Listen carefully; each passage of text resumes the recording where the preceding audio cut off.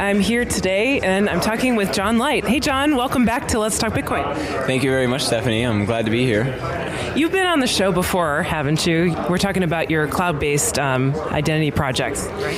Yeah, it's not really my project. It's something that I'm casually interested in, though, just because the personal clouds thing is going to lead to a full decentralization of the web and a return to user-centric web experience, which I think is really important given the really intense centralization that has occurred throughout the history of Web 2.0. But I've recently been focusing on a startup that I'm working on called PawnCoin, which is basically applying the business model of the pawn shop to Bitcoin. So instead of going to a pawn shop and pawning gold or some other kind of jewelry or high-end electronics, you can pawn your Bitcoins. Tell me more about that. So the website is pawncoin.com, and customers are going to be able to come onto our website, create an account, and apply for a pawn cash advance based on the value of their Bitcoins. So if they have $1,000 worth of Bitcoins, they can get a $300 cash advance. And after 30 days, the customer can pay us back the cash advance plus a redemption fee and get their Bitcoins back.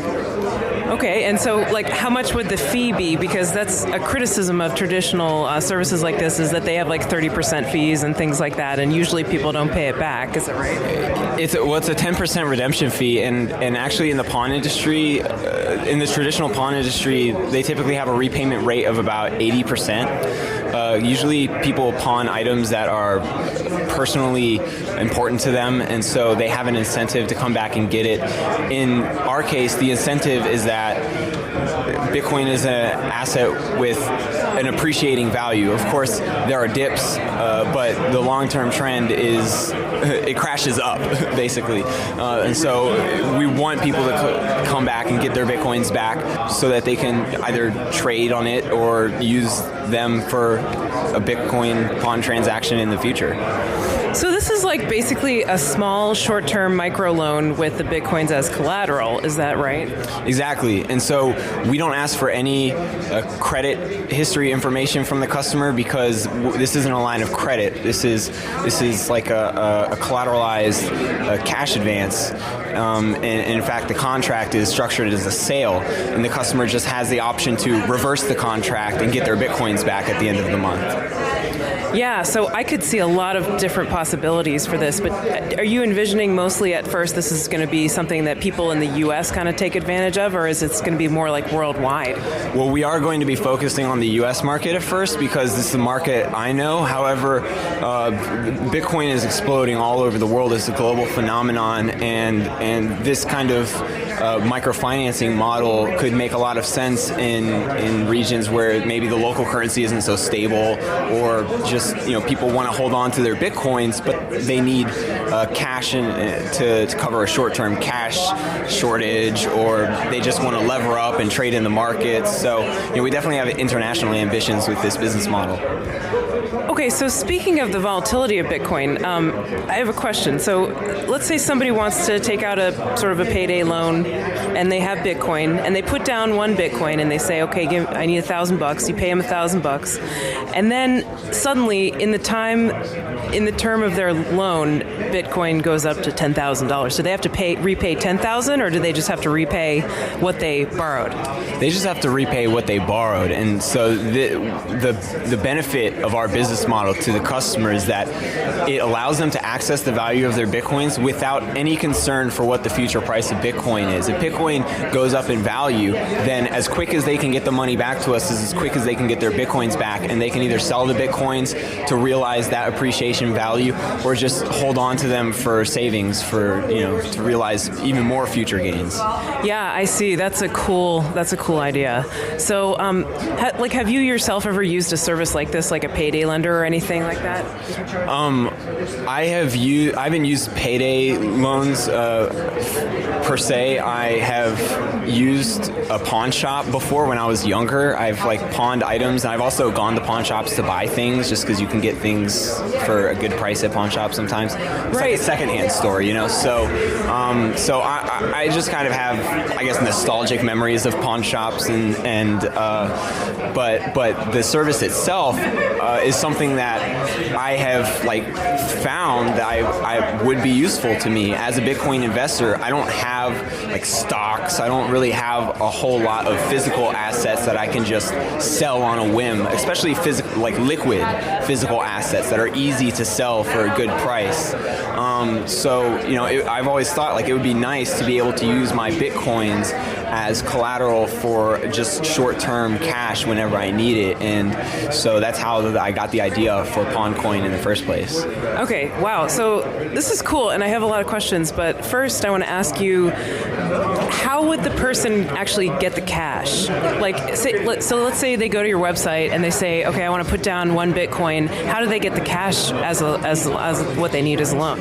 So our first payment options that we're going to be offering is money orders and Ripple payments. Ripple is really advantageous because it offers irreversible payments. So when the customer pays us back, we have no risk of a chargeback when we actually give the Bitcoins back to them.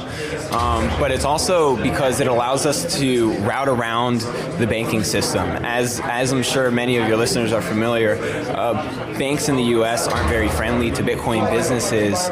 It's just Bitcoin. It really is just Bitcoin. I know businesses that are based on Ripple who are not having any problem getting bank accounts. Why? Because it's not Bitcoin. So we're able to route around the banking issue of dealing with ACH payments processors and stuff like that by going straight to Ripple. We do plan on offering ACH and other kinds of bank-related payment options to our customers in the future if there are any banks who are willing to work with us, because that does open us up to a wider potential market for that particular kind of payment option. But right now we're just focusing on money orders and Ripple. Okay, so conceivably with a money order or Ripple payment, the person could get access to their funds that day or the next day, right, after they take out the loan? Yeah, with Ripple, the customer could have their money as quick as same day, depending on how fast their gateway is able to get the money into their bank account. And then with a money order, yeah, they could potentially have it if they choose to next day a shipping option, then they could have the money order in the mail next day. Are you concerned about sort of government finding out about this and trying to somehow claim that you're an unlicensed money transmitter or whatever?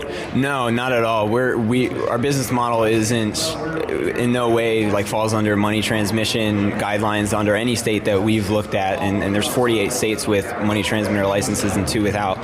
So making sure that I could do the business legally and compliantly was the first concern that I had when I first thought of the business model, and spent a couple months figuring that out, and was able to answer all those questions. No, we're not a money transmitter. No, we're not even a money services business. We're a pawn business. Right. Cool. So with pawn shops, you mentioned before that you can usually get good prices on electronics and other items at pawn shops, and yeah, that's what I understand to be the case too. I've had a couple of experiences where I've bought precious metals at pawn shops because you can get a good deal. But with this, I imagine it might be a little bit different, because if people don't repay their loan, let's say, and then you're up to sell their Bitcoin, are you going to be selling their Bitcoin, first of all, if they don't repay their loan that they took out, and are you going to be selling it at a discount, or do you think you won't even need to do that? If the business really needs cash, then we'll sell the Bitcoins, but my plan is really to just keep the Bitcoins. As a company, we're in the Bitcoin market, we're long Bitcoin, and so it really just makes sense to hold on to the Bitcoin if a customer chooses not to redeem their contract and realize the gains as Bitcoin appreciates over time. Yeah, cool. And so I imagine there's going to be very low overhead too, because another thing with pawn shops is they have to worry about security when they're talking about physical items. And would this be a completely web-based thing? Yeah, this is completely web-based. There's still a little bit of a security overhead, but not nearly as much as the physical security necessary for storing large quantities of valuable objects. Instead, our security is more distributed and more technologically oriented. But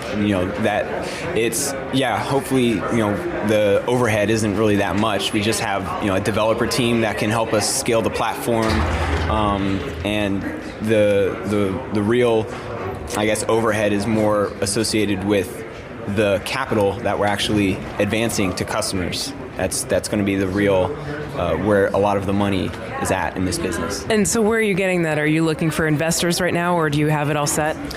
Well, we have some parties who are interested in providing the money that's actually going to be advanced to customers. We're looking for investors in our seed round right now to invest directly for equity in the company to help fund operations throughout our seed stage as well as our early growth stage. Right now we're pre-launch, but if you go to pawncoin.com, you can enter your email address and sign up for email updates and access to our early private beta once the platform's actually ready for people to start using it. Right now we're just looking for investors mostly just for operational capital than anything else. Okay, so pawncoin.com, and where can people follow you on Twitter and find out about all of your other projects? Yeah, I'm on Twitter at Lightcoin, LIGHTCOIN, and of course you can sign up through pawncoin.com if you want to stay up to date about everything we're doing there. Cool, John. Yeah, thanks for telling me about that. Is there anything else you want to add? This conference has been really great so far, and I encourage everybody, if there's a good conference in your area, please show up, and of course tip the Let's Talk Bitcoin team because they're awesome. Thank you so much. I appreciate that. And thanks for talking with me today. Thank you, Stephanie.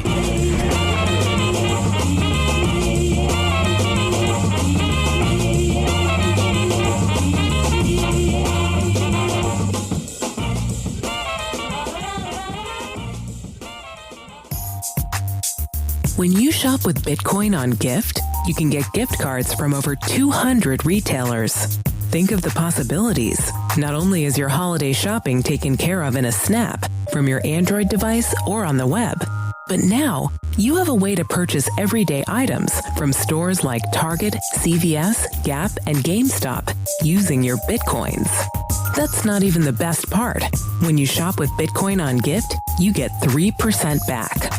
Ready to shop? Visit GYFT.com today.